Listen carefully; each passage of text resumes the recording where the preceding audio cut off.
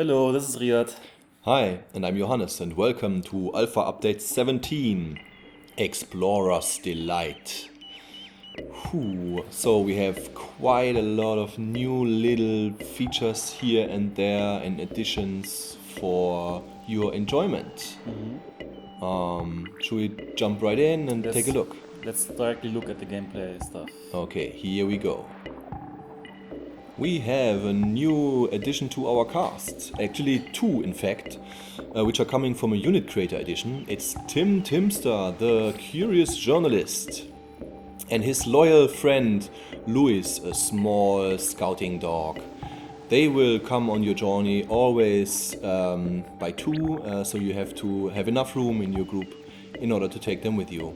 But we hope they will be very handy. And off to the map we go. So we've tuned again the look of the tiles to make them more readable. There's no shading anymore. And we simplified the viewing rules for uncovering locations. Before it was somehow a bit complex. There were a lot of rules internally, but that made it hard for the player to understand when exactly they would be uncovered. So we simplified it. Now locations, like the question marks, are always uncovered when you pass by within 2 tiles. So that makes it very easy to understand when to uncover them. Also, instead of randomly finding butterflies, you will now have to manually find them.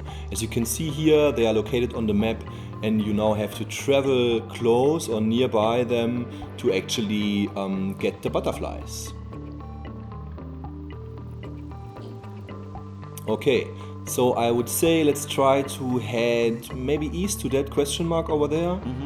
Okay, we may run into the hyenas, but that's not gonna be too much of a problem with the burden. See, there it happened. Okay, let's do that. We are well equipped and we have a dog. Yes, we have Louis, the scouting dog. You will notice that he is not only has typical animal attacks, but he's also equipped with a couple of eyes on his thigh, which makes him a very good supportive animal. Yes, and you should... Well, no, you couldn't see it now, but enemies will attack sequentially instead all of them at once, so it's easier for you to read what's going on in the battle actually. See, there comes his eye into play. We can make a nice, strong, precise We'll attack. make it! And he does a precise attack. Amazing. And another attack for good measure, and he takes out the hyena. Okay, so the enemies are almost done. So something that is gonna be important in this update is that we change the rules of how health is regenerated. Ria, do you want to explain this a little bit? Sure. So before the health was completely regenerated after every combat. Now it's not anymore. So now you will have actually like you might have after combat, instead of like full health or no health, you might have like 2 hearts or 1 heart, and those hearts are slowly regenerated over many turns. Once you regenerated all your hearts, the injury state is automatically removed from your character, and you may immediately fill up your hearts by using first aid kits or visiting the shaman as before. We'll see more of that later in this video. For now, let's try to trade with the natives to show you another nice new feature. Oh man, so many new things. It's crazy. It's crazy. See our standing? It's at 0 right now, so we are pretty neutral. However, if you do generous trades with natives, now you will notice that when you're accepting the trade, your standing will actually increase. So this will allow you to manually also affect your standing in a positive way towards natives. So with this good standing, I would say let's just rest in the village. Let's do that. Oh, and we get a question. Difficult question. Come on. It's the obvious answer. Oh yeah, and also in paintings. So artists have been buffed. Thanks for the feedback to everybody. We removed the requirement to carry an easel with you to take a little bit away the burden of the inventory, and also paintings have increased in their value in general. Yes, and also thanks for the idea for the bartering. That also came from the community, the idea that you could increase standing by bartering. Okay, so we moved a little bit and found some nice loot at this stone statue. One thing we wanted to mention is that we changed a little bit how leveling works. So first you will notice we reintroduced the little green pluses, but also you will see that while we cannot promote the artist, we can promote Tim or the scout. This is because you will need now more and more region points the higher the promotion is per unit. Yes, and you see also we have a sidebar on the left now, and it shows what we call a racetrack. That shows how far you are on your current expedition to reaching your destination in comparison to the other rivals that are competing with you for becoming the most famous explorer, obviously. So the further up they are on their scale, the closer they are to reaching their golden pyramid. And the number on top tells you, like, if you would, the next person that arrives now would have that position, and the sooner you come in, the more points you get. So here we are using one of the new tome pages, the effortless travel, which allows you to travel for free.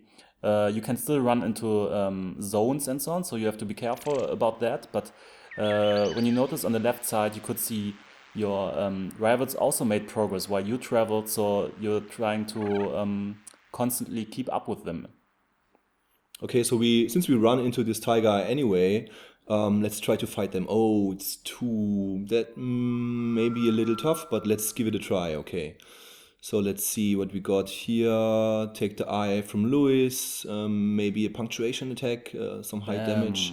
We really need some defensive units. Whoa, not even rerolls used. Nice. Here you can see now the sequential attacks. Yeah, but Burton is took down. Burton down. That's not too good. We are missing his dice. This may be a tough one. And okay. And now we have a problem. This seems like a tough battle. We should flee. But whenever a unit has 0 health, when we are fleeing, if it's not the main explorer, probably this unit will be left behind, and that's what's happening here. So we lost our native scout, which is a big pity. Damn. And we made it. We found the Golden Pyramid. Yay! And we'll return triumphantly home. And as you can see on the left sidebar, nobody of our rivals has arrived at their Golden Pyramid yet. Those fools. So we are the first ones, and we'll gain a very lucrative fame bonus, because as we know, like, history only remembers the first. So we get a bonus depending on our position. When you're the first, obviously it's the highest, but you also get points for being the second and third and so on. No points for being the last one, though. Also, we get a multiplier because that's the perk from Tim, the journalist. So he will always increase a little bit your total fame at the end of the expedition. Sweet. Yay, time for a triumphant return.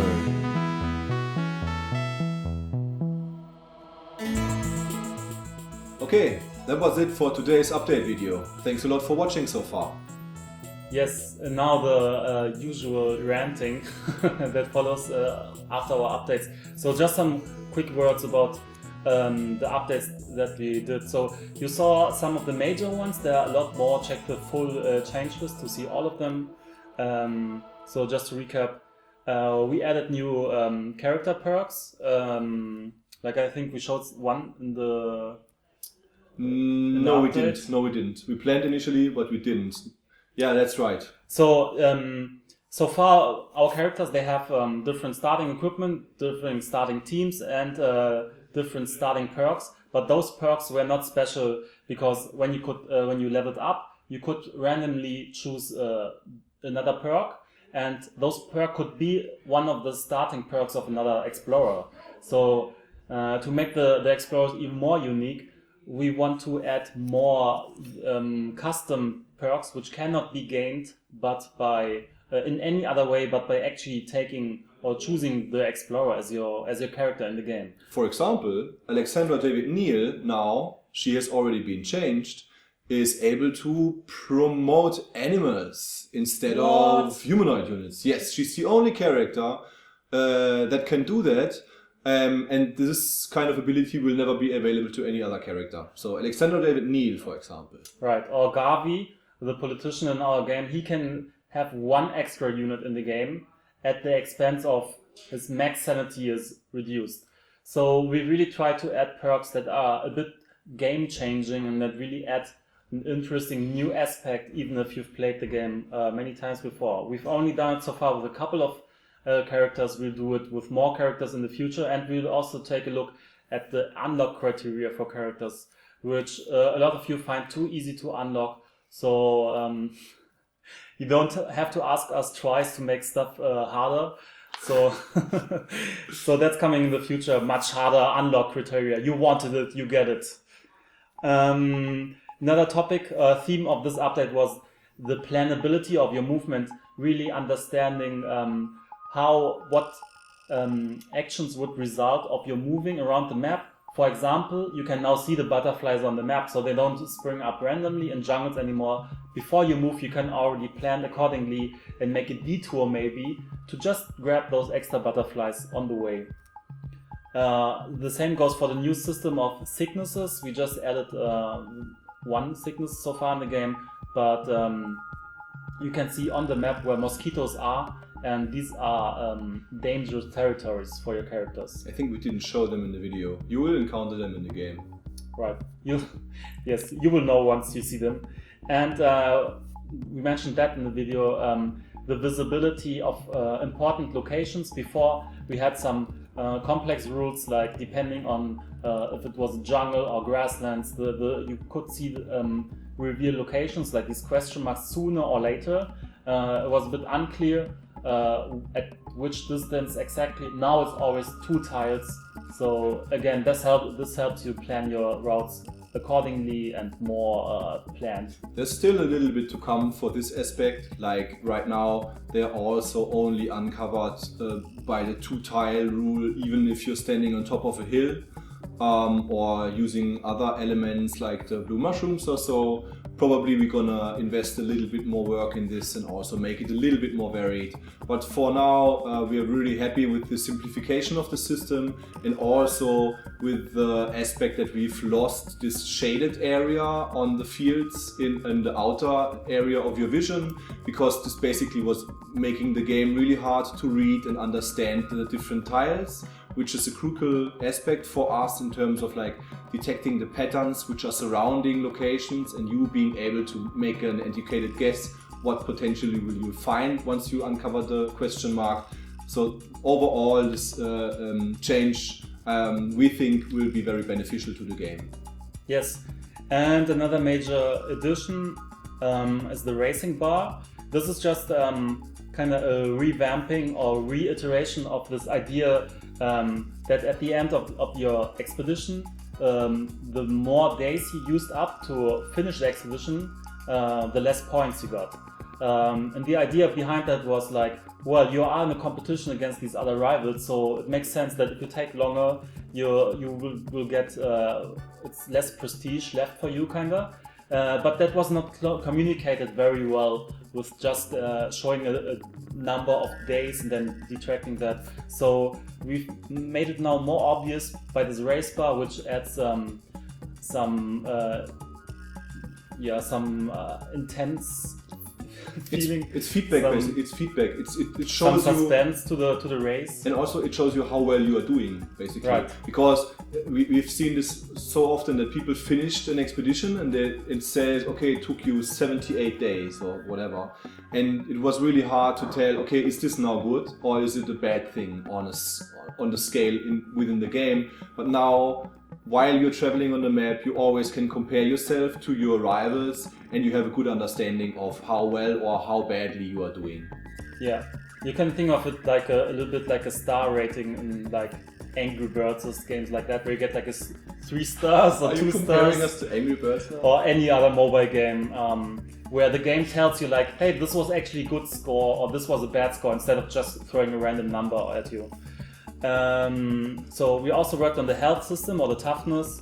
It doesn't regenerate immediately. Our idea is that even combats against weaker enemies might still be dangerous to you in the long term, instead of like completely regenerating up and not caring about those small encounters anymore. Yeah, that was a point of constant feedback we got from the forums and the community, is that we knew for a very long time that combat was kind of like our game was leaning too much towards combat, especially in the late game. And a lot of the most successful strategies evolved around a lot of fighting.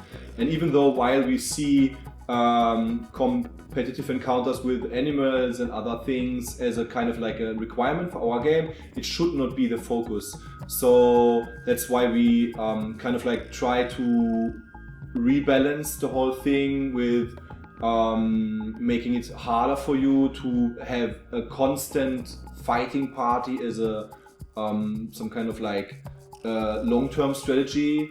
And also this includes basically the retuning of some of the loot from animals. So for example, if you haven't seen this in the video, we removed the fame gain for animal teeth, for example, because they stacked a lot and we hand out a lot of them.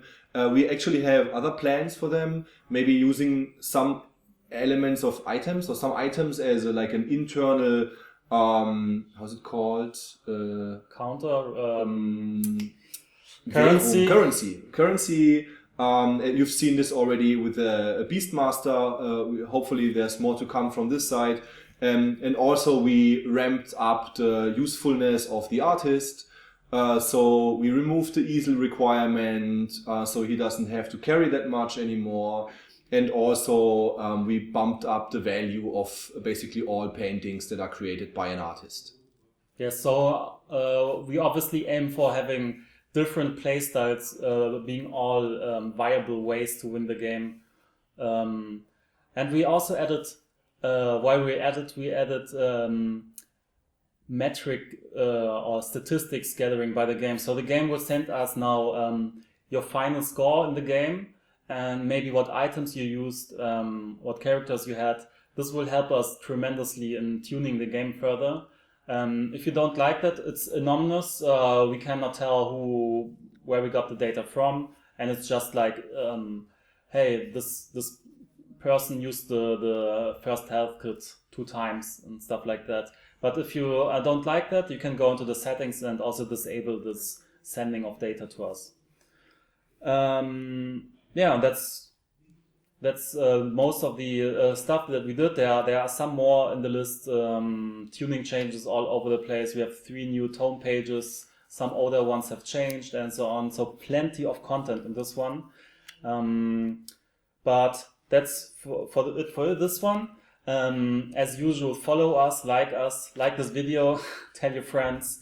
If you like our game, the best way to help us, apart from give us feedback, of course, and tell your friends, because this will get us new players and we get more feedback and make the game better for everyone. And I want to make a special shout out this time to our Twitch channel. It's Twitch TV / Curious Game, if I'm not mistaken. Yes, it's Curious Game.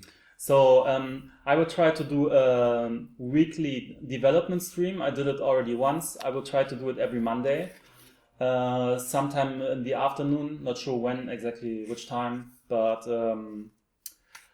tune in, hang out, and yeah, you get to see me working on the game, like programming and playing it. And but we're also, of course, on Facebook, Twitter, and so on. Also visit us there. Yes. The usual stuff, you know it. Yeah, you know the drill. So part of the drill is also announcing our date for the next update, which is gonna be, if I'm not mistaken, Riyad, the 1st of October. That's right. That's around about 3 weeks from now, 2.5 maybe or something. No, more like 3.5. More like 3.5. Wow, that's a long time. But there's some reasons for that. I don't know if we can disclose this already. No, we can, I think. Yeah? We'll be releasing on the Humble store pretty soon. Humble! So we need to do some extra preparations that will take us some time. And we didn't want to release the alpha at the same day as like the Humble bundle release and so on, because it's already stressful enough. So we added some days for extra safety on our side. But of course, there will be a lot of crazy new content for the next alpha. I think it's safe to say we will focus a lot on content in general, lots of new events, items, and so on. And maybe also combat stuff. One more thing I want to mention for the Humble release, because you and us, we are really close friends now. If you haven't bought the game yet, hold on to it and buy it when it's coming out on Humble. We may have a small discount when we're releasing on Humble. Yeah. Anything else? If you buy the game on our homepage, there's also a special edition which includes the soundtrack of the game, and there are rumors that the soundtrack is to be released very soon. Actually, Yes, and it sounds really cool. it sounds very cool. No, it's we really love it. We are really lucky to get to work with a very talented musician on that. As you might, or I hope, be able to already tell from the game itself. But those will be like, they will be tracks that are inspired by the game, but they are not exactly like in those versions in the game. They are more like extended for soundtrack release optimized versions of the themes that are in the game. So very well worth it. If you don't buy the special edition, we'll of course have a way for you to buy the soundtrack by itself, standalone of course, at a later point too. Yeah. Yes, that's a lot of stuff. Yeah, as usual, thanks so much for sticking with us. We are so happy that we are able to work on this game, and we put so much heart and effort into it. So stick with us for a little bit longer. We are yet not finished. We still have really nice and fulfilling plans for the rest of the year. Yes. And it's gonna be an exciting journey until we finally reach the golden pyramid, our golden pyramid. Will it be golden? We don't know. But the best is yet to come. We have lots of more ideas, and yeah, enjoying working on the game every day. So until next time. Yes, thanks for watching as usual. Thanks for playing, And see you soon. Bye bye. Goodbye.